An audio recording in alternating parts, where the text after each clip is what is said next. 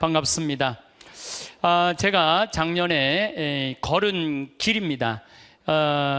여기가 나자렛, 그 점프 마운틴이라고 예수님 밀어 떨어뜨리려고 그러는 나자렛이고, 중간에 이제 가나도 가고 아르벨 산도 가고, 그 다음에 여기 막달레나라는 동네가 있어요. 막달레나 마리아 얘기 많이 들었죠? 이 막달레나라는 이 지명이, 여기는 마그달이라고 또 있어요. 근데 2000년 동안 막달레나의 마리아, 막달레나라는 동네가 있는데 거기가 어딘지를 못 찾았던 거예요. 그런데 교황청에서 여기 호숫가에 피정집을 하나 하려고 땅을 이렇게 매입을 하고 땅을 파는데 막달레나 지명을 찾은 거예요. 그래갖고 아주 대단한, 5년 전이죠, 5년 전. 그래갖고 지금 다 하는데, 여기가 갈릴레아 호수, 이게 갈릴레아 호수거든요. 이 갈릴레아 호수니까 여기에 물고기를 잡아서 염장을 해서 소금에 절여서 이렇게 판매하는 여자였을 것이다 라는 추측. 그리고 그 물고기를 염장하는 그런 장소도 다 발견을 해낸 거예요. 그러니까 이 물고기를 수출을 하는 사람이니까 돈이 굉장히 많았죠. 그래서 수산나, 요한나, 막달레나, 마리아가 예수님을 도왔다 그랬잖아요. 뒤에서 돌봐준 거죠. 그리고 여기는 이제 베드로의 집 가파르나움. 그러니까 여기 맨 끝에서 신학교를 이제 여기서 이제 운영을 하신 거죠. 3년 동안 제자들을 가르치는. 요 길을 65km예요. 요게 딱 200명의 교우들이 이 길을 따라 이렇게 걸어서 이제 마지막에 이제 도착한 거야. 다 걸어갖고. 그러니까 행복한 거지. 저 행복해하는 얼굴 봐봐요. 지금 얼마나 행복한가. 그래서 이렇게 이제 차별로 옷 색깔을 맞춰요. 이제 헷갈리니까 차별로 옷 색깔을 이렇게 맞추고, 차 한 대 한 대에 안내하시는 분, 이게 다 성소 박사들이 다 차에 타갖고 하나하나, 수녀님도 계시고 또 진짜 성소 공부한 사람도 있고 그래갖고 다 안내를 아주 자세하게. 그래서 항상 이렇게 마이크를 이렇게 이어폰을 끼고 안내를 하고, 200명이 뭐 가니까요.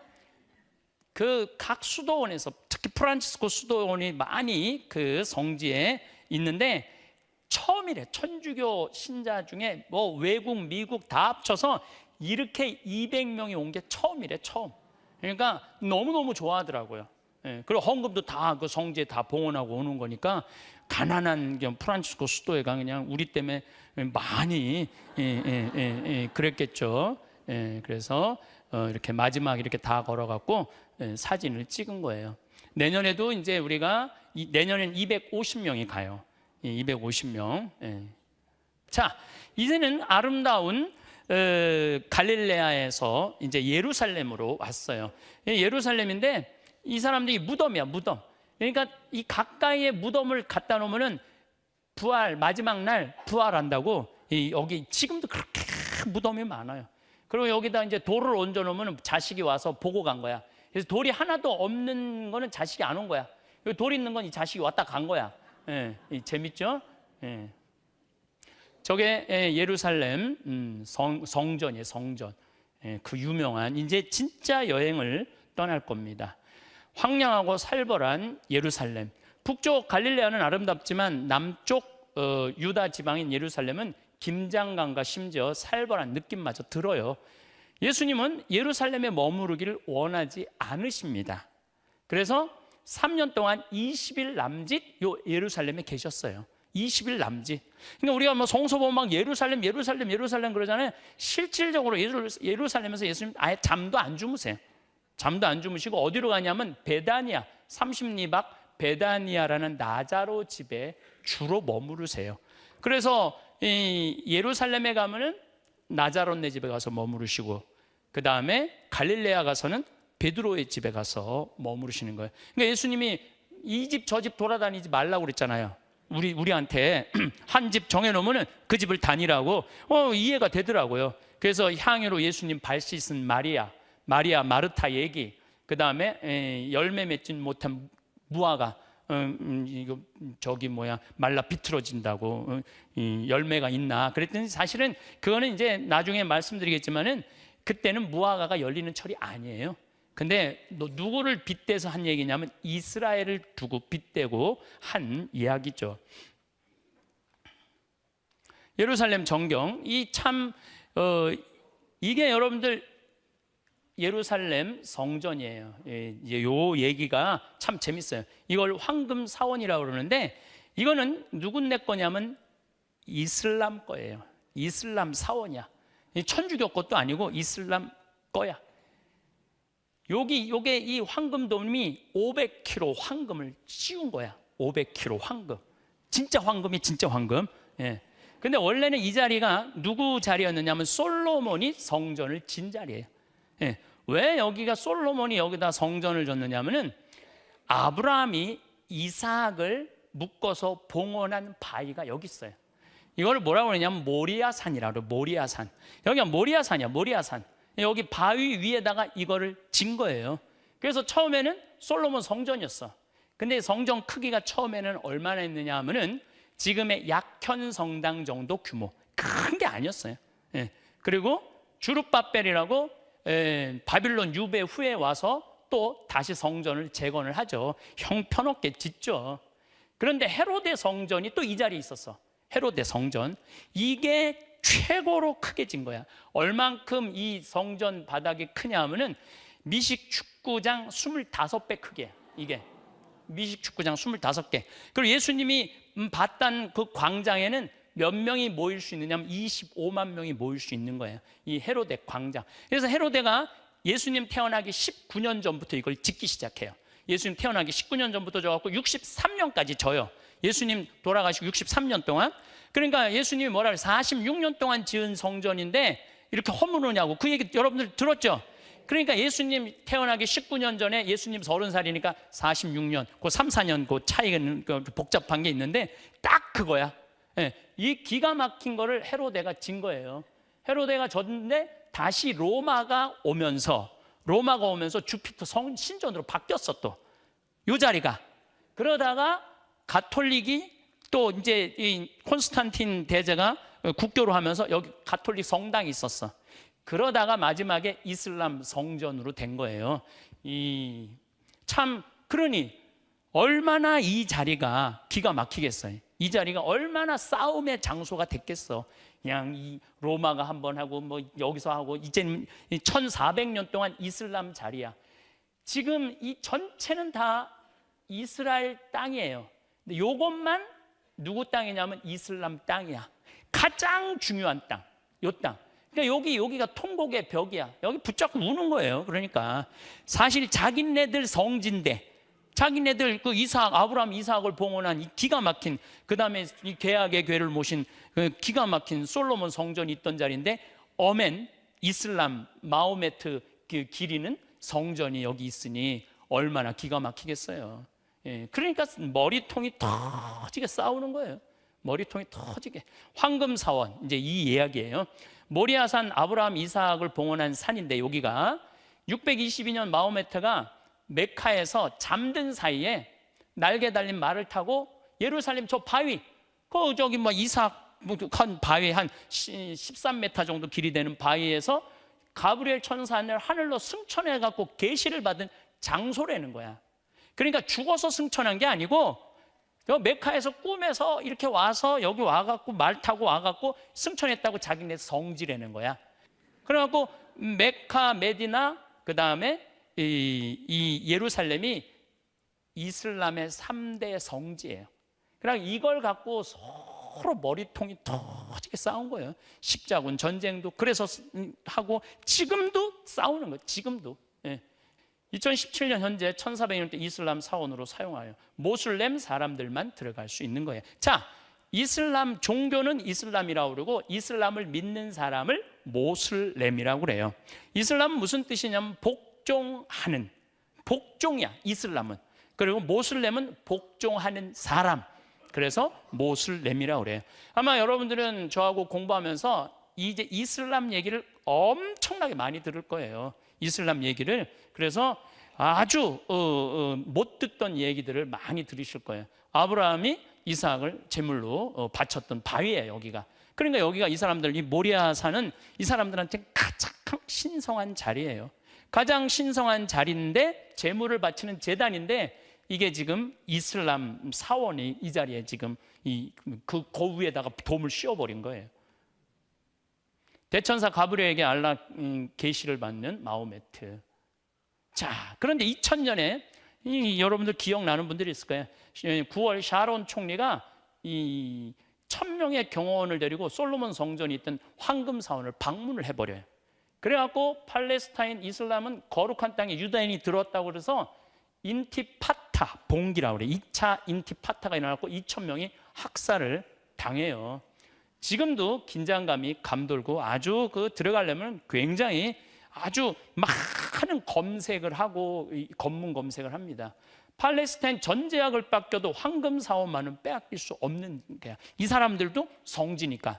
그러니까 지금도 유대인 성지, 우리 가톨릭 성지, 이슬람 성지 한 장소가 세 군데의 성지니까 서로 뺏으려고 머리통이 터지게 싸우는 거예요. 그런데 이 성지순례 간 우리 김태진 신부님이 그런 얘기를 하더라고. 여러분들, 사실은 여러분들 매일 성체형하죠? 그럼 여러분들 안에 누가 머무르시는 거야? 예수님이 머물려. 진짜 성지는 어디야? 여러분들이에요. 여러분들 한 분 한 분 성체형하는 분들이 성지야. 내 안에 예수님 계신데. 그러니까 우리 김태진 신부님이 그러더라고. 여기 예수님 있는데 뭐하러 이 멀리까지 오느냐고. 안 그래요? 여러분들이 성지야. 여러분들이. 내가 예수님 모시는 거룩한 몸이란 말이에요. 그러니까 혹시 성지 못 가는 분들 억울해하지 마. 내 안에 예수님 계신데 뭐하러 저렇게 싸우는데 뭐하러 가요. 황금사원 굉장히 아름다워요. 얘네들이 제가 이슬람에 대해서 여러분들하고 이번엔 가장 많은 공부를 할 건데 모든 문화의 출발점은 바로 이 중동 지역이에요. 중국, 인도, 이집트보다 훨씬 문화가 높은 데가 중동이에요. 근데 우리는 중동에 대해서 몰라. 그리고 이 테러하는 사람들로만 아는 거죠. 오해하고 있는 거죠. 그래서 이제 이 아름다운 건축물도 중동에 너무너무 많죠. 여기 눈물성당에서 이 성당을 이제 우리 천주교도 이제 쫓겨난 거 아니에요. 저기서 천주교도 쫓겨나갖고 여기 예수님이 예루살렘아 예루살렘아 내가 너를 암탉이 병아리를 모으듯이 내가 너를 모으려고 얼마나 애를 썼는데 너희들이 평화의 길을 모르는구나. 그래서 눈물을 흘린 장소에다가 성당을 전하는데 제대에 십자가가 저걸 가리기 저렇게 해놨어요. 이게 싫은 거지. 천주교도 싫은 거지. 그래갖고 이 십자가로 이 황금 사원을 가린 거야. 웃기죠? 그래서 제대에서 보면 황금 사원이 가려요. 요게 내가 이제 10년 전에 부모님하고 성지순례를 갔었어요. 나, 우리 아버지, 우리 어머니, 우리 사무국장, 또 우리 교우들하고 갔는데 그때는 사실은 제가 이게 그냥 예루살렘 성전인 줄 알았어요. 유다인 건 줄 알았어요. 그런데 이번에 가갖고 확실하게 여기가 이슬람 사원이라는 거 알아. 제가 그랬죠.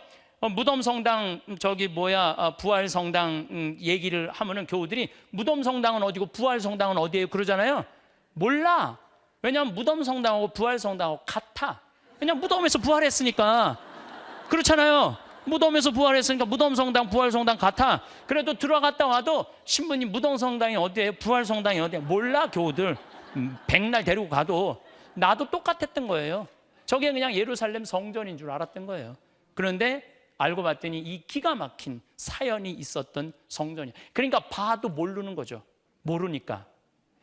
10년 전 감동과 5번째 깨달음, 아는 만큼 보이는 것 같아요. 그래서 공부하는 만큼 깨닫는 거. 예수님도 여러분들이 정말 성서 공부를 하는 만큼, 좀 묵상을 하는 만큼 예수님을 깨달아요. 제가 20대 때 알고 있던 예수님하고 지금 알고 있는 예수님하고 너무너무 달라요. 정말 완전히 다른 예수님이야. 그동안 살아오면서. 그러니까 아까 여행의 시작은 있지만 끝은 없어. 하느님을 만나러 가는 여행의 시작은 있지만 끝이 없어. 끝도 없으신 분이 아마 우리 하느님이 아닌가 그런 생각이 들어요. 성서 공부를 하는 만큼 예수님 이해의 크기가 다를 거예요. 여러분들 아마 저하고 같이 이 여행을 하다 보면은 깜짝 놀랄 일들이 엄청나게 많을 거예요. 이스라엘의 역사, 지리, 기후, 문화를 이해하는 만큼 성서에서 예수님께서 하신 말씀과 행동을 이해하는 크기가 많이 다르실 겁니다. 이제 가보면 이제 곳곳에서 성물 파는 사람, 아랍 사람들이 있어요. 곳곳에서. 이 사람들은 이스라엘 사람들이 아니에요. 아랍 사람들이야. 아랍 사람들. 이스라엘은 지금 한 850만 명 정도 살고 있는데, 이스라엘 유대 국가로 귀화한 아랍 사람이 한 150만 명 정도 돼요. 그 다음에 가자 지구라고 정말 팔레스타인 사람들 몰아놓은 지역에 거기 한 또 150만 명이 살고, 요르단 서안 지구라고 거기 또 한 200만 명 정도가 살아요. 그래갖고 거기서 그냥 올박돌박 서로 싸우고, 이 사람들은 이 이스라엘 사람, 아랍 사람들이죠. 근데 실질적으로는 이 사람들은 사실은 모슬렘으로 봐야죠. 모슬렘 사람인데 예루살렘 성전을 파는 거예요. 이렇게 물건을 팔아요. 1달러씩 1달러씩 사라고.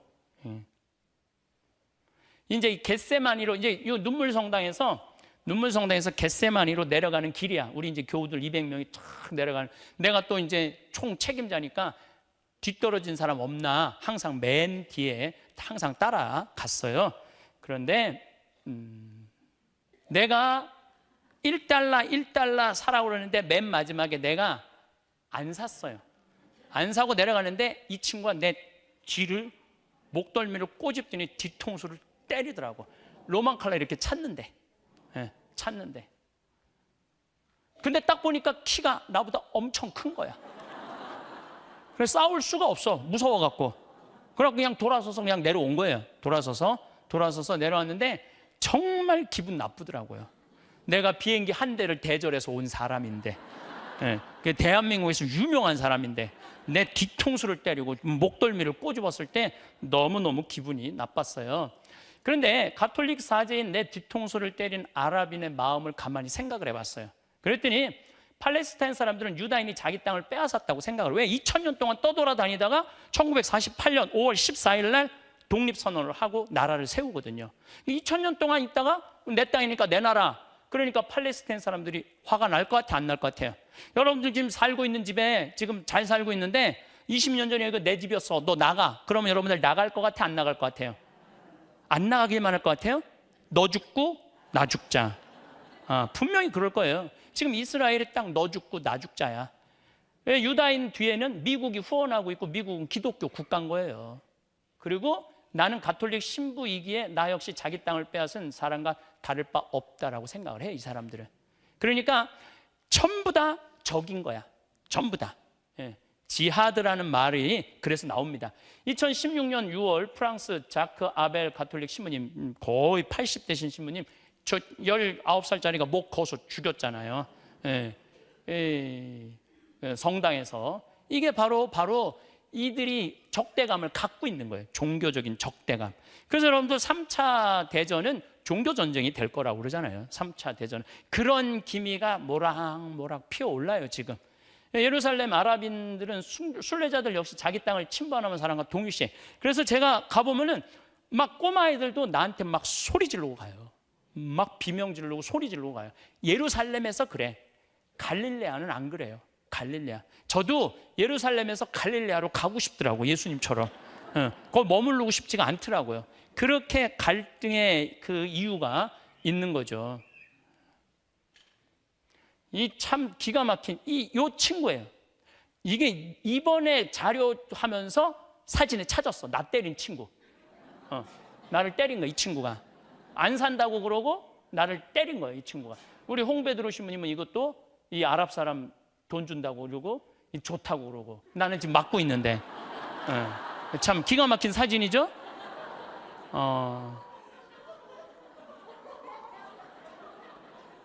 뒤통수 맞고 심각한 황창현. 심각해요 지금. 여러분들 기분이 어떨 것 같아요? 나 한 번도 내가 신부 돼갖고 맞아본 적이 없는데 뒤통수를 막 화가 막 나더라고요. 어떻게 할까? 경찰에 가서 고발을 할까? 별 생각이 다 났어요. 또 우리 거기 형제들 몇 데리고 올라가고 그놈을 잡을까? 별 생각을 다 한 거예요. 그런데 사실은 이렇게 내려가는데 또 한 아이가 와서 하나이가 와서 막 $1를 사라고 이게 내 몸으로 저 잠바 있는 데를 막 미는 거야. 안 그래도 기분 나쁜데 얘가 막 하는데 안 산다고 그러는데 보니까 얘가 그 지도를 밀면서 여기에 자꾸를 내리고 있더라고요. 예, 자꾸를 내리면서 여기 안에 내가 돈을 좀 갖고 있었거든요. 그거를 꺼내려고 그러더라고요. 예, 그래갖고 그때 내가 이제 한 14살쯤 되니까 이렇게 하니까 막 가면서 나 뒤통수 때리는 애한테 그러니까 그게 다 작전인 거야. 나를 때려서 혼을 빼놓고 그 아이가 얼마나 이게 참 기가 막힌 경험을 한 거예요. 아씨 어쩌지? 아씨 마음이 산란했어요. 마음이 아씨 어쩌지 이거? 자존심도 상하고 기분이 굉장히 나빴어요. 내가 이러려고 예루살렘에 왔는가 이런 생각이 들더라고. 내가 이러려고 예루살렘에 왔는가 이런 생각이 들더라고요.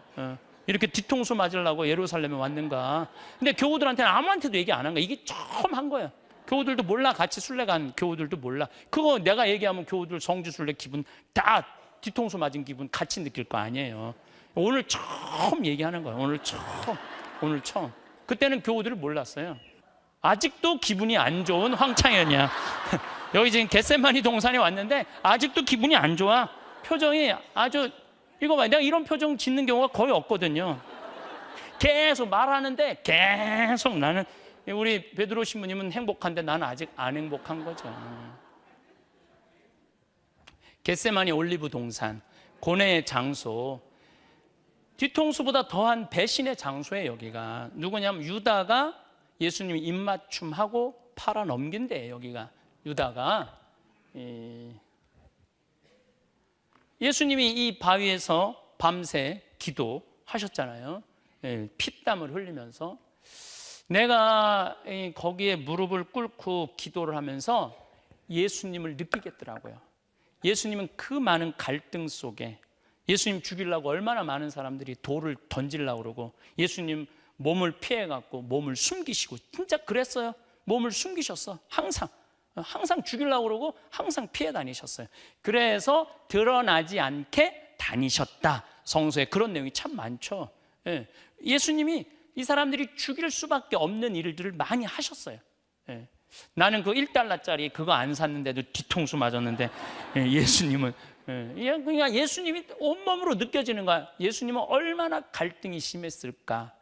얼마나 당신의 구원 사업은 완성해야 되는데 인간들은 이해를 하지 못하고 그러니까 거기서 참 많은 위로를 받았어요. 예수님 역시 선민의식에 젖어있던 유다인에게 모든 이방인에게도 구원이 있다고 선포했을 때 심각한 반발에 직면해요. 왜냐하면 유대인들은 자기네들만 구원받았다는 선민의식이 있거든요. 그 선민의식이 똘똘 뭉친 사람한테 예수님은 뭐라고 그랬어요? 온 세상 사람들이 다 구원받을 것이다. 온 나라 사람들이. 성당끼리 축구 시합을 해도 싸우는 경우 있어요 없어요? 있죠? 성당 천주교 신자들끼리 모여도 네 편 내 편 하는데 이 유대인들이 우리만 하느님한테 선택받았다. 그러니까 반대편에서 얼마나 갈등이 심했겠어요.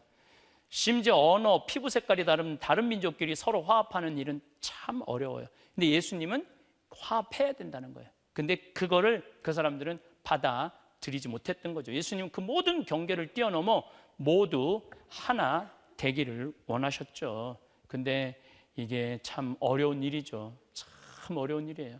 그래서 지하드, 성전, 이 이슬람 사람들은 비이슬람은 모두 전쟁의 대상이야. 그래갖고 그냥 마지막까지 한 사람까지 전부 이슬람, 모슬렘이 되기까지 이 사람들은 전쟁을 해야 되는 사람들이에요. 그래서 여러분들 이슬람에 대해서 많이 공부를 하셔야 돼요. 이제는 국가 사이 영토 분쟁은 곧 전쟁이야. 1948년, 2000년 떠돌아다니던 유다인이 팔레스타인으로 귀환을 해. 그런데 문제는 7차 중동 전쟁 가운데 한 번도 이스라엘을 이긴 적이 없어요. 이 아랍 사람들이. 근데 이 이스라엘 주위의 아랍 사람은 몇 명이냐면 3억 2천만 명이야. 3억 2천만 명이 850만 명을 못 이기는 거예요. 4차 전쟁까지는 한 번도 이긴 적이 없어요. 2차는 요 근래에, 그것도 이제 제가 7차까지 넣었는데 그 7차 중동 전쟁까지 보는 거예요. 한 번도 이긴 적이 없어요. 이건 나중에 내가 아주 자세하게 전쟁을 묘사할 거야. 어떻게 이스라엘은 지금도 폭격기가 한 800대 있어요. 800대. 폭격기가 800대 있고 무슨 정찰기 이런 게 한 200대 있어요. 근데 가자 지구에는 폭격기는 한 대도 없어요. 가자 지구에는 헬리콥터 딱 2대 있어. 그러니까 이 가자 지구에 저 장벽을 쳐놓고 폭탄을 갖다 쏟아 붓는 거예요. 그러니까 얼마나 이 팔레스타인 사람들이 분노가 심하겠어. 근데 그 1달러짜리 걸 안 사주니 얼마나 화가 났겠어. 그러니까 때린 거지. 내가 맞고 난 다음에 공부하기 시작했어요. 왜 저들이 나를 때렸을까? 그러니까 그 사람들을 이해하게 되더라고요. 그래서 분노가 있구나. 특히 1967년 일어난 3차 중동 전쟁에 6일 만에 이스라엘에게 이집트, 요르단, 시리아 3개 연합국이 패망을 해요. 그러니까 왜 여러분들 6.1 전쟁인 줄 알아요? 안식일에는 얘네들은 전쟁 안 하거든요. 6일 만에 끝내자. 그래서 6일 만에 이 세 나라를, 그래서 골란고원, 시나이 반도, 그래갖고 얘네들이 3차 전쟁에 어디까지 하면 통곡의 벽까지 올라간 거예요. 아까 말한 거기 안에까지 했으면은 내가 보기엔 3차 대전이 일어났어. 통곡의 벽까지만 얘네들이 정복을 한 거죠. 참 이스라엘 애들이요, 무서운 애들이에요. 이스라엘 애들이. 자, 독도는 한국 땅, 일본 땅. 여러분들 어때요? 독도는 한국 땅인데 일본 애들이 이제 교과서에 아예 가르쳐. 그런 얘기 들으면 여러분들 화가 나요, 안 나요? 기껏 저 독도 저기 있는 거 저거 하나 갖고도 일본하고 한국하고 머리통이 터지게 싸우려고 그러는데, 지금 쟤네들은 2000년 동안 떠돌아다니다가 와갖고 그 이스라엘 그 가나안 지역을, 가나안이라는 것은 팔레스타인 지역하고 시리아를 가나안이라고 그래요. 팔레스타인도 많이 들었죠? 팔레스타인은 지금 말하는 예루살렘, 이스라엘을 팔레스타인이고, 가나안 지역 그러면은 팔레스타인하고 시리아는 지금 맨날 전쟁하는 데 있죠. 죽어라고 전쟁하는 데가 지금 시리아야. 시리아는 우리나라보다 나라가 한 3배 반 정도 커요. 나라가 큰 나라예요. 예루살렘은 경상북도만 해. 이스라엘은 경상북도만한 데서 그렇게 머리통이 터지게 싸우는 거예요. 이 땅 문제 하나만 가지고도 이렇게 하는데, 이 사람들이 매일 자산 폭탄 테러하는 거 여러분들 좀 이해가 되죠? 왜 그렇게 조끼를 입고 막 폭탄을 터뜨리고 그러는지 충분히 이해가 돼요. 여러분들 요즘 사드 얘기 참 많이 나오죠? 제가 분명하게 말씀드리는데 사드 문제가 아니에요. 중국은 우리나라를 속국으로 알고 있어요. 중국을. 우리나라 사람들이 그걸 몰라요. 자, 역사적으로 나당, 연합군, 당나라도 우리를 속국으로 알고 있었어요. 그 다음에 원나라도 중국이에요. 물론 몽고 아이들이지만 그때 우리 속국이었어요. 우리나라 고려 임금들 다 가갖고 거기서 여자들 데리고 다 장가가고, 마지막 고려 왕들은 우리나라 말도 못했어요. 왜냐하면 어렸을 때 끌려가갖고. 그리고 명나라, 우리 조선 초기에 이성계 왕 칭호도 3년 만에 받아요. 3년 만에. 속국이었어. 그 다음에 청나라, 명 다음에 청나라 아니에요. 청나라 때도 우리가 속국이었잖아요. 그러니까 중국 애들이 이제 좀 돈도 벌고 힘도 생기니까 그걸 그대로 갖고 있는 거야. 속국이 무기를 갖다 들이대? 이거 용서가 안 되는 거예요. 이거 대한민국 국민들이 잘 알아야 돼. 사드를 배치하고 안 하고의 문제가 아니야. 그것보다 더 큰 걸 우리는 생각을 해야 돼요. 우리나라 사람들이 지금 정신 차려야 되거든요. 이 이스라엘에도 봐요. 3억 2천만이 있는데도 못 이겨. 아랍 사람이. 그리고 여러분들 이슬람 교도는 몇 명이냐면은 16억이에요. 16억. 우리 가톨릭은 몇 명인 줄 알아요? 13억이야. 우리 가톨릭보다 누가 더 커? 이슬람이 더 커요. 우리가 지금 몰라서. 물론 개신교, 동방정교회, 그리스 정교회, 러시아 정교회 다 합치면은 그리스도를 믿는 사람들은 25억이에요. 25억. 근데 알라를 믿는, 그러니까 알라하고 하느님하고 달라요. 우리는 그렇게 알고 있죠. 알라도 같은 하느님이라고. 다릅니다. 그들이 생각하는 하느님이랑 우리가 생각하는 하느님은 완전히 달라요.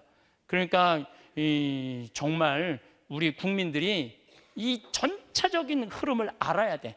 그래서 중국은 우리를 속국으로 생각하고 있는 거예요. 근데 이 사드를 갖다 댄다니까. 왜냐하면 일본에도 사드가 있고 다 다른 데 다 있거든요. 근데 다른 나라는 아무 말도 안 하고 우리한테만 그러는 거예요. 우리한테만. 국민들이 그런 걸 잘 알고 지혜롭게 처신을 해야 되는데, 내가 보기엔 뭐 지금 요즘 하는 거 봐서는 이런 얘기 뭐 씨알도 안 먹힐 거예요 지금. 자, 보세요. 세계 최대 신자 수를 보유한 이슬람. 요게 이스라엘이에요, 이스라엘. 근데 여기 터키가 6천만, 이라크가 1,900만, 이란이 이거 8천만이에요, 이제 8천만. 사우디아라비아 1,700만, 이집트 5,500, 알제리 3천, 모로코 2천. 얘네들이 다 합쳐서도 얘네들을 못 이겨요. 못 이겨요. 이길 수가 없어요. 이스라엘 애들이 보통 독한 애들이 아니죠. 모슬렘은 이스라엘에게 원래 땅, 가나안 땅을 빼앗겠다는 분노로 이렇게 테러를 하는 겁니다. 그리고 앞으로는 여러분들 이걸 한번 보세요. 이게 장벽 가자 지구에 폭탄을 하는데 이스라엘 사람들이 구경하는 거야. 폭탄을 쏟아붓는데 구경하는 거예요. 그러니까 얘네들은 제대로 된 총 하나 없으니까 당하는 거예요. 이스라엘 경찰들한테, 군인한테 돌을 던지는 거, 총이 없으니까. 근데 우리는 이스라엘 사람들이 당하는 건 전 세계에서 보도를 다 해요. 그런데 저렇게 팔레스타인 사람들이 당하는 걸 보도를 안 해, 전 세계에서. 그래서 모르는 거야. 그래서 누구만 불쌍하다고 생각해? 이스라엘만 불쌍하다고 생각을 하는 거예요. 가자지구 이렇게 폭격. 참 지금 보면은 어린아이가 이렇게 많이 죽죠, 폭격으로. 그러니까 분노하는 거죠, 이 아이들이. 항상 빼앗겼다고 생각해요. 그러니까 이제 화가 나니까 어떻게 할 수가 없으니까 테러를 하는 거예요. 도저히 이스라엘은 이길 수 없고 이스라엘 뒤에 미국이 있다고 생각하니까 2001년 9월 11일 날 빈 라덴 주도로 얘네들이 이때 3,000명이 죽어요. 3,000명이 세계 무역 빌딩 이거 폭파했을 때, 우리는 경악할 일이지만은 이슬람 사람들한테는 어떤 일일 것 같아요? 통쾌한 일이죠. 뒤집어서 보면은 그만큼 미국이 횡포를 저질렀다는 그런 생각을 하니까. 미국 뒤에는 누가 있다고 생각해? 유대인이 있다고 생각을 하니까. 금융, 무슨 언론, 이게 다 유대인이 다 잡고 있거든요.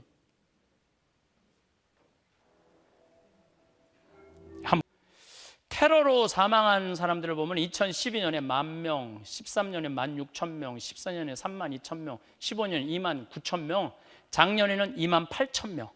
그러니까 지금 거의 전쟁 상태라고 보시면 돼요. 전쟁 상태로.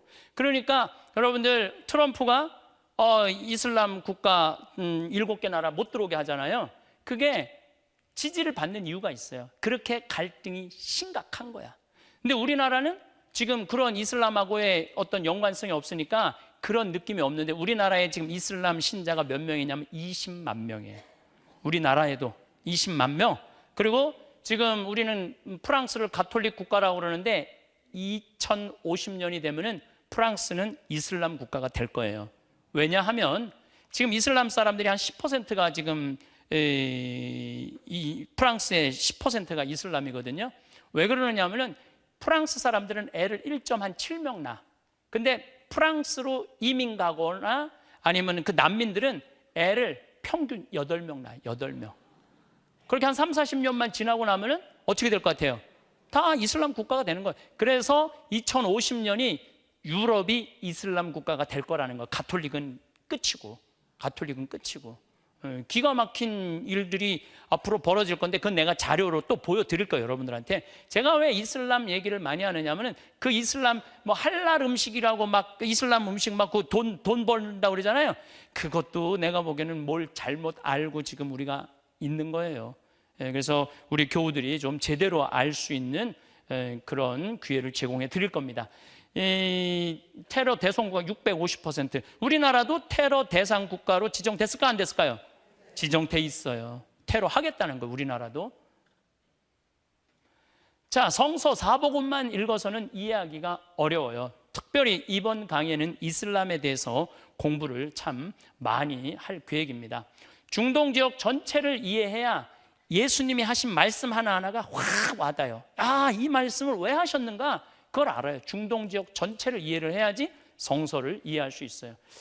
이슬람을 이해하면 지금 세계가 겪고 있는 혼동도 이해할 수 있습니다. 트럼프 대통령을 뽑은 미국인들 마음도, 왜 우리가 여러분들 트럼프 이상한 말하는데 대통령 된 거 너무 신기하죠?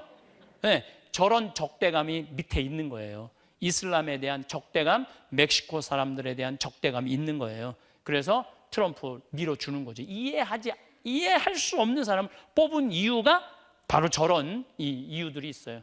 유럽 상황도 아울러 함께 우리가 이해할 수 있죠. 네.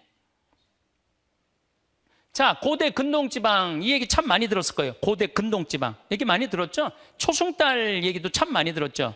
아까도 말씀드렸지만은 이 메소포타미아 문명이 제일 먼저 시작이 됐어요. 여기는 유프라테스강, 티그리스강이 있어요. 아래는 유프라테스강, 위에는 티그리스강. 그 다음에 여기는 페니키아, 여기가 팔레스타인, 여기가 이집트야. 요게 초승달처럼 생겼어요. 초승달. 그래서 비옥한 초승달 지역이라고 이렇게 얘기를 합니다. 저는 왜 하느님께서 이스라엘 민족을 택했을까? 다른 착한 민족들도 많은데. 그런 생각 참 많이 했어요. 우리나라처럼 착한 민족이 어디 있어, 세상에. 우리가 승전 남의 나라 전쟁을 해, 식민지를 한 적이 있어, 먼저 싸움 건 적이 있어. 얼마나 착해요. 그럼 정말 착한 우리를 선택하시지 왜 저 지독한 놈들을 선택했을까? 그런데 내가 이번에 공부하면서 깨달았어요. 인류 문명의 시작은 여기야. 여기가 시작이 된 거야. 그러니까 문자도 가장 먼저 시작이 됐고, 그러니까 이 사람들을 여기 안에 역사하시는 게 맞더라고요. 여기밖에 없더라고 보니까. 메소포타미아, 이집트, 황하, 인더스 문명 순으로 하죠. 제일 먼저 발달한 문명이에요. 메소포타미아와 이집트는 오리엔탈이라고 부르는 비옥한 초승달 지역이죠. 수메르인이라고 밀을 수확하면서부터 여기에 사람들이 도시를 정착하기 시작한 거예요. 하느님이 문명화된 인간과 최초로 만나기 쉬운 지역이 바로 비옥한 초승달 지역이죠. 가나안은 이 한가운데 이치해 있는 거야. 뭐 앞으로 계속 공부를 하시겠지만은 이집트가 휩쓸고 갈 때 한번 밟히고, 바빌로니아, 아시리아, 페르시아 이런 나라들이 지나갈 때 밟히고, 그 다음에 여기 그리스, 알렉산드리아, 마케도니아, 알렉산더가 지나갈 때 밟히고, 로마가 지나갈 때 밟히고, 얘네들은 믿을 건 누구밖에 없느냐면 하느님밖에 없는 거야. 힘은 약하고 믿을 건 야훼 신앙밖에. 그러니까 내가 그래서 이스라엘을 택하셨구나 이런 생각이 들더라고요. 이 이스라엘을 통해서 당신의 역사하심, 당신의 가장 완벽한 계시는 누구냐면 예수님이거든요. 예수님이 오셔서 하느님과 인간의 만남을 이루어 주신 거죠. 다 이유가 있더라고요. 하느님이 선택하신 이유가 요렇게 초승달이야. 요렇게. 그래서 여러분들 여기 이라크, 이란, 사우디아라비아, 요르단, 시리아, 터키, 이집트, 이게 문명의 거의 시작인 거예요. 여기가. 그래서 우리는 좀 감이 없잖아. 그리고 뭐 사막밖에 없는 것 같고, 근데 여기 이 문화가요 어마어마하더라고. 박기도 여기서 제일 먼저 하고, 60진법 뭐 다 여기서 다 나온 거예요. 달력 이런 것들도 다 여기서 나온 거야. 우리가 세상에서 제일 똑똑한 줄 알고 있는 거지. 그렇지 않아요. 그래서 비옥한 유프라테스강, 그 사막이라고 생각하는데 얼마나 비옥해요. 유프라테스강, 티그리스강, 유프라테스강, 이렇게 비옥합니다. 비옥한 티그리스강. 이 지역에 수많은 민족이 등장을 합니다. 수메르인, 아카드인, 바빌로니아, 아시리아, 신바빌로니아, 페르시아, 이란족, 아랍족, 터키족, 메디아, 리디아는 여기를 리디아라고 우리는 또 세례명으로 너무 익숙하지. 그게 아니고 요 리디아라는 지역이 있어요. 터키 지역, 이집트. 이 수많은 민족 속에서도 이 이스라엘, 야곱, 이 민족이 아직까지도 존재하고 아직까지도 야훼 신앙을 포기하지 않는 걸 보면은 정말로 신기해요. 하느님이 선택한 건 맞아요. 또 놀라운 거는 뭐 다음 주나 다다음 주에 얘기하겠지만 이 사람들이 자기네들이 이거를 유지할 수 있는 이유 중에 하나가 뭐냐면 안식일이야. 안식일을 지킴으로 해서 안식일이 이스라엘 사람들을 지켜주는 거예요. 예. 그러니까 그 안식일을 없애려고 그랬던 게 누구야? 예수님이야. 그러니까 예수님 죽을 것 같아? 안 죽을 것 같아요? 죽어요. 예. 또 할례는 쉽게 말하면 포경 수술하는 거예요. 태어난 지 8일 만에 아이들 포경 수술을 해줘요.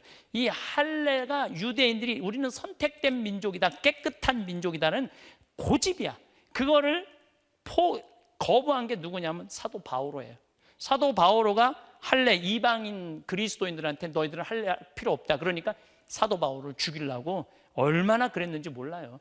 그래서 이런 것들을 보면은 우리가 조금 성서를 이해하기가 훨씬 쉽죠. 자, 중동 지역. 도대체 중동 지역을 어디를 중동이라고 그러냐? 이 아프리카도 중동 지역에 들어갑니다. 아프리카도 여기 알렉산드리아라고 유명한 게 있죠. 이렇게 중동 지역에 들어가죠. 이 아프리카, 소말리아 이쪽도, 이건 사우디아라비아, 이걸 다 중동 지역이라고 그래요. 중동 지역. 여기가 모든 갈등의 시작이야. 갈등의 원인, 문명의 시작, 갈등의 원인, 하느님의 섭리. 여기 정가운데 어디 있는 거야? 이스라엘에 있는데 아랍 국가는 54개 나라를 아랍 국가라고 그래요. 아랍 국가 지도에는 이스라엘이 없어요. 아예 나라로 인정하지 않아. 그래서 아예 지도에서 빼버려. 초등학교 5학년 교과서에 아예 없어. 예. 얼마나 얘네들이 이스라엘을 미워하는지 알겠죠. 그런데 이길 수가 없는 거야. 그러니까 미치는 거죠. 예. 이게 이슬람 굉장히 넓죠. 몽고도 이슬람이 굉장히 많고 카자흐스탄, 중국도 이슬람이 있어요. 그 다음에 인도네시아는 이슬람 엄청, 필리핀도 이슬람이 있고, 그래서 이슬람하고 가톨릭하고 맨날 싸우는 거예요. 여기도. 그러고 난 다음에 사우디아라비아도 이슬람. 이 아프리카는 반쪽 이상은 다 이슬람이야. 여기 밑에만 가톨릭 개신교가 있어요. 내가 다니는 잠비아가 여기거든요. 여기는 가톨릭이 한 30% 있죠. 이슬람이 여기는 그래도 별로 없어요. 그래도 모슬렘들이 있더라고요. 다녀보니까. 이슬람이 이렇게 큰데 2050년 되면 유럽도 어떻게 될 거라고? 이슬람이 된 거예요. 이제 총각, 저기 칼이 필요 없다는 거예요. 애만 많이 나면. 근데 우리나라는 애를 지금 낳아요, 안 낳아요? 안 낳죠? 예, 참 걱정이 많아요. 신부들을 장가를 보내든지 뭐.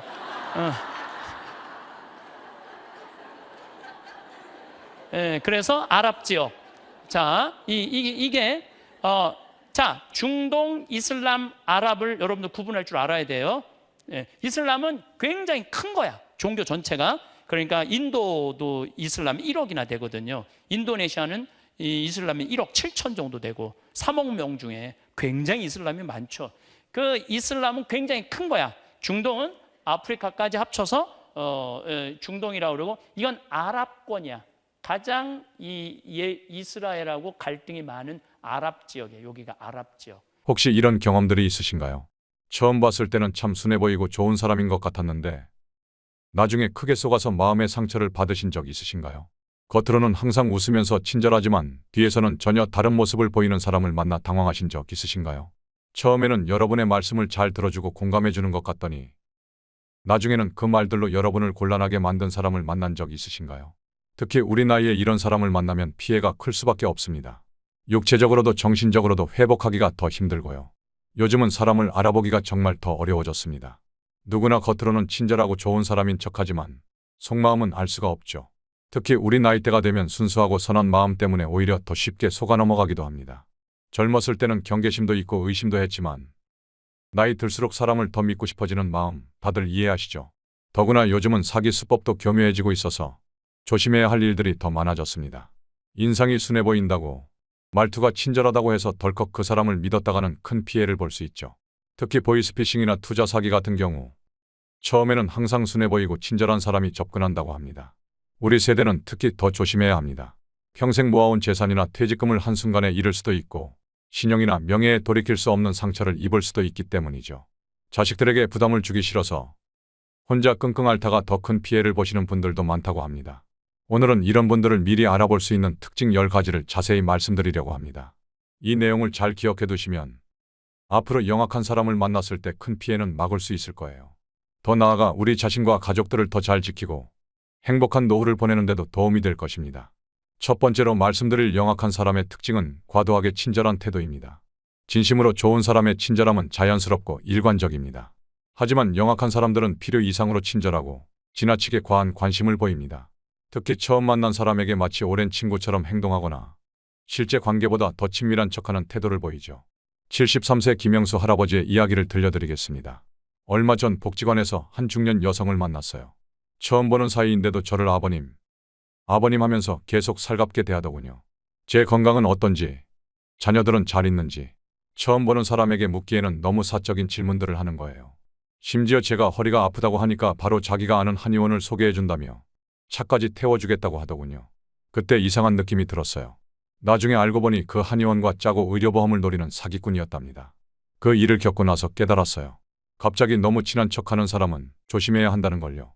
진짜 좋은 사람은 처음에는 적당한 거리를 두고 시간을 두고 천천히 가까워지는 법이니까요. 두 번째로 말씀드릴 영악한 사람의 특징은 선물이나 호의를 먼저 베푸는 태도입니다. 영악한 사람들은 자신의 목적을 이루기 위해 먼저 작은 선물이나 호의를 베풉니다. 처음에는 부담 없는 작은 선물로 시작하다가 점점 그 호의를 빌미로 더 큰 것을 요구하죠. 특히 이런 선물을 거절하면 섭섭해하거나 서운해하는 감정을 과하게 표현합니다. 69세 박상의 할머니의 사례를 들려드리겠습니다. 작년에 아파트에 새로 이사온 아주머니가 있었어요. 처음부터 떡도 갖다 주고 과일도 사다 주고 너무 살갑게 지내더라고요. 특히 제가 거절하면 이웃사촌인데 이런 것도 못 받으세요? 하면서 서운해하는 듯한 표정을 지었죠. 한 달쯤 지났을까요?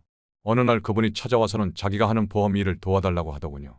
제가 거절하자 그동안 자기가 얼마나 잘해줬는데 이런 부탁 하나 안 들어주냐며 화를 내시는 거예요. 나중에는 다른 이웃들한테 제가 은혜를 모르는 사람이라고 소문까지 내고 다니더라고요. 그제서야 깨달았어요. 처음부터 보험 가입을 목적으로 접근했던 거였죠. 그동안의 선물과 호의는 모두 미끼였던 거예요. 요즘도 생각하면 아찔해요. 제가 그분 말대로 보험에 가입했다면 얼마나 큰 피해를 봤을까 싶어서요. 이제는 알아요. 갑자기 친해지려 하면서 자꾸 선물을 주는 사람은 반드시 뒤에 다른 목적이 있다는 거요. 진짜 좋은 이웃은 이렇게 과하지 않아요. 그저 가끔 김치 나눠 먹고 반찬 조금씩 나누는 정도가 자연스러운 거죠. 세 번째로 말씀드릴 영악한 사람의 특징은 내 약점에 지나치게 공감하는 태도입니다. 영악한 사람들은 상대방의 약점이나 힘든 상황을 알아내려 노력하고 거기에 지나치게 공감하고 동조합니다. 저도 그런 적 있어요. 그 심정 너무 잘 알아요. 라면서 과하게 위로하고 그 약점을 이용해 친밀감을 쌓으려 하죠. 나중에는 이 약점을 이용해서 자신의 목적을 달성하려 합니다. 71세 이명수 할아버지의 이야기를 들려드리겠습니다. 작년에 아내가 먼저 세상을 떠나고 저는 우울증에 시달리고 있었어요.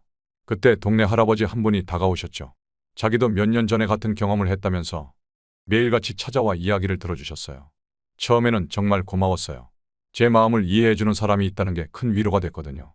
그분은 제가 힘들어할 때마다 내가 다 이해한다면서 제 어깨를 두드려 주셨죠. 심지어 자식들도 모르는 제 속마음을 그분은 다 아는 것 같았어요. 그런데 석 달쯤 지났을까요? 어느 날 그분이 찾아와서는 좋은 투자가 있다며 저금해 둔 돈을 빌려달라고 하시더군요. 제가 망설이자 이렇게 우울해하고 있을 때가 아니다. 이 기회에 돈도 벌고 새로운 인생을 시작하자며 설득하셨어요. 다행히 그때 제 큰아들이 찾아와서 이 일을 알게 됐고 그분의 진한 사기 전과까지 밝혀냈어요. 그제서야 깨달았죠. 그분은 처음부터 제 약점을 노리고 접근했던 거예요. 우울증에 시달리는 제 마음을 이용해서 돈을 노렸던 거죠. 네 번째로 말씀드릴 영악한 사람의 특징은 급하게 결정을 재촉하는 태도입니다. 영악한 사람들은 상대방이 깊이 생각할 시간을 주지 않으려 합니다. 이 기회는 지금뿐이에요. 오늘 결정하셔야 해요. 라며 빠른 결정을 재촉하죠. 특히 자식이나 다른 사람과 상의하는 것을 극도로 이런 좋은 기회를 다른 사람한테 뺏기면 어떡하시겠어요? 라는 식으로 불안감을 조성합니다. 75세 한상철 할아버지의 사례를 들려드리겠습니다. 얼마 전 교회에서 알게 된 집사님이 찾아오셨어요. 해외에서 들여온 특별한 건강식품이 있다면서 당장 오늘 계약하면 50% 할인해준다고 하시더군요.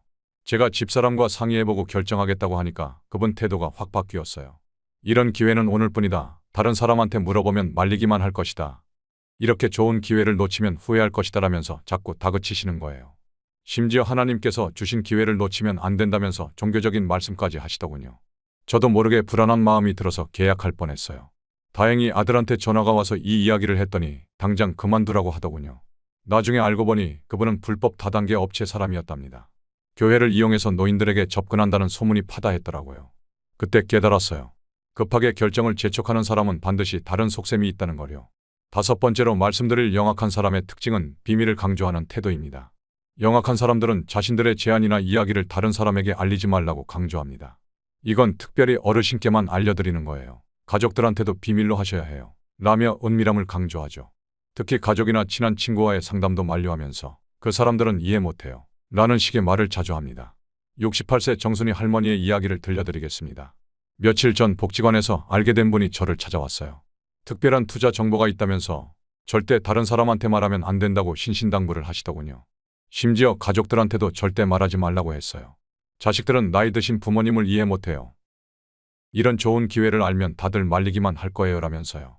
또 이런 이야기는 특별히 믿을 만한 분한테만 해드리는 거니까 비밀로 해주세요라고 거듭 강조했죠. 제가 며느리한테 물어보고 싶다고 하니까 화를 내시더군요. 며느리가 뭘 알겠어요. 어르신 돈 관리까지 간섭하려고 할 거예요 라면서. 그러다가 제가 끝까지 망설이니까 휴대폰까지 뺏으려고 하시더라고요. 다행히 그때 옆집 할머니가 오셔서 이 광경을 보고 경찰에 신고해 주셨어요. 알고 보니 그분은 전국의 노인들을 상대로 투자 사기를 치는 조직의 일원이었대요. 비밀을 강조한 것도 가족들과 상담하지 말라고 한 것도 모두 자신들의 정체가 탄로 날까봐 그랬던 거죠. 6번째로 말씀드릴 영악한 사람의 특징은 내 말을 과도하게 기억하고 이용하는 태도입니다. 영악한 사람들은 상대방이 무심코 한 말들을 모두 기억해 두었다가 나중에 이용합니다. 처음에는 어르신 그때 그러셨잖아요. 라며 친근감을 표현하다가 점차 그 말들을 자신의 목적을 위해 교묘하게 활용하죠. 심지어 내가 하지 않은 말도 한 것처럼 몰아가기도 합니다. 72세 박명호 할아버지의 이야기를 들려드리겠습니다.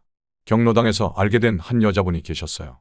처음에는 제가 무심코 한 말들을 잘 기억하고 공감해 주셔서 참 좋은 분이라고 생각했죠. 지난번에 손주 이야기하실 때 정말 자랑스러워 보이셨어요. 그때 아드님 걱정하시던 말씀이 아직도 기억나요. 이런 식으로요. 그런데 시간이 지날수록 이상해졌어요. 제가 요즘 은행 금리가 너무 낮아서 걱정이라고 한 말을 가지고 그때 투자하고 싶다고 하셨잖아요 라며 자꾸 투자를 권하시더군요. 심지어 제가 하지도 않은 말까지 제가 한 것처럼 이야기하면서 주변 사람들에게도 박 어르신이 그러시더라며 소문을 내고 다니셨어요. 나중에는 제가 했다는 말들을 근거로 투자금을 요구하시고 거절하면 말씀하신 걸 왜 이제 와서 바꾸시나요? 라며 압박하셨죠. 다행히 다른 피해자분들이 신고를 해서 일이 밝혀졌지만 그동안 제가 한 말들이 이렇게 덫이 될 줄은 정말 몰랐어요. 7번째로 말씀드릴 영악한 사람의 특징은 선한 이미지를 과도하게 강조하는 태도입니다. 영악한 사람들은 자신이 얼마나 착하고 선한 사람인지 끊임없이 강조합니다. 자신의 선행을 자주 언급하고 종교적인 신념이나 도덕성을 과하게 드러내죠. 특히 다른 사람의 험담을 하면서도 저는 그런 나쁜 사람이랑은 달라요. 라는 식의 말을 자주 합니다. 70세 김정자 할머니의 이야기를 들려드리겠습니다. 복지관에서 만난 한 분이 계셨어요.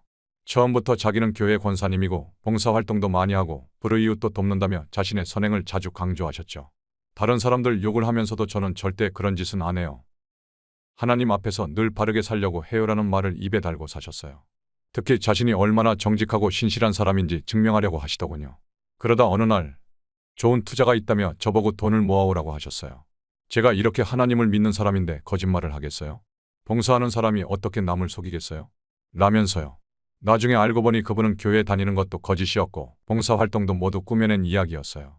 선한 이미지를 내세워서 사람들의 신뢰를 얻은 다음 투자 사기를 치는 것이 수법이었던 거죠. 그제서야 깨달았어요. 자신이 얼마나 선하고 착한 사람인지 너무 강조하는 사람은 오히려 의심해봐야 한다는 걸요. 8번째로 말씀드릴 영악한 사람의 특징은 갑작스럽게 친밀감을 과시하는 태도입니다. 영악한 사람들은 실제 관계보다 더 깊은 친밀감을 과시하려 합니다. 몇 번 만나지 않았는데도 우리는 운명적인 만남이에요. 이렇게 마음이 통하는 사람은 처음이에요. 라며 과한 친밀감을 표현하죠. 심지어 주변 사람들에게도 우리가 아주 가까운 사이라고 소문을 내고 다닙니다. 67세 정갑수 할아버지의 이야기를 들려드리겠습니다.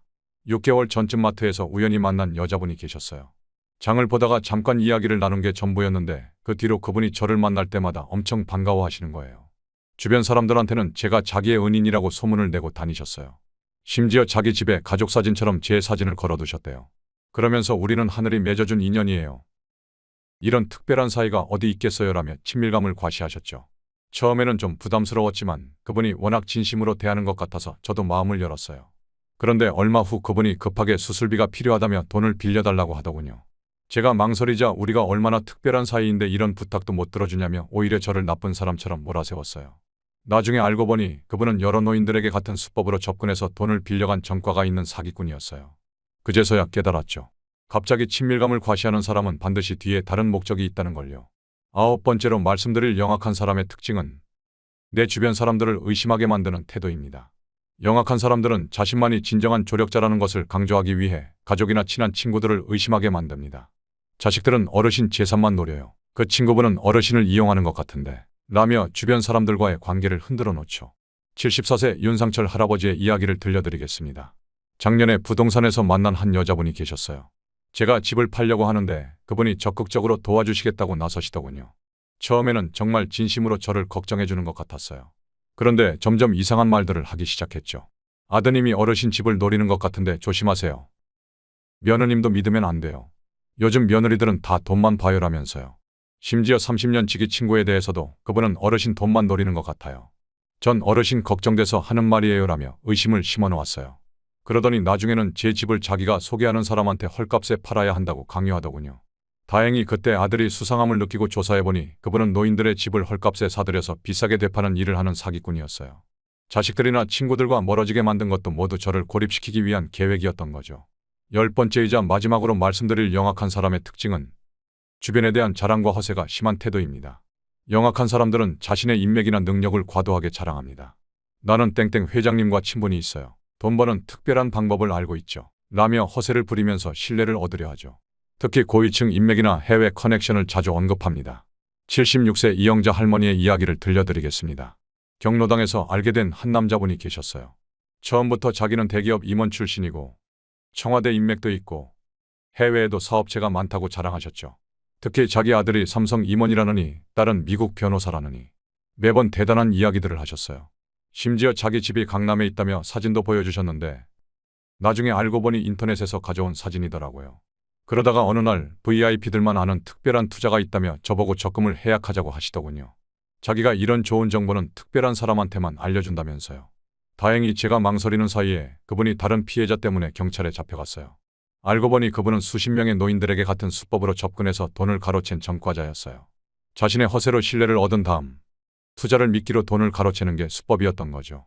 지금까지 인상이 순해 보여도 영악한 사람의 10가지 특징에 대해 알아보았습니다.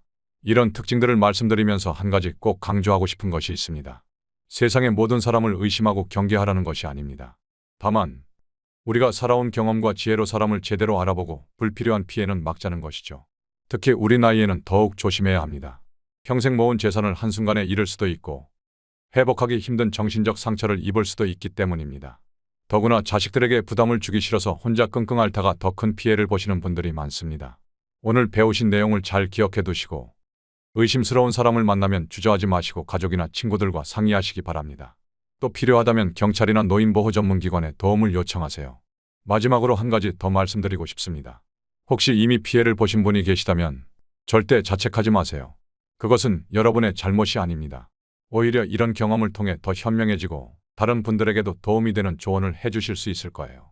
우리 모두 건강하고 행복한 노후를 보내기 위해 이런 영악한 사람들의 특징을 잘 기억해 두시기 바랍니다. 긴 시간 함께해 주셔서 감사합니다.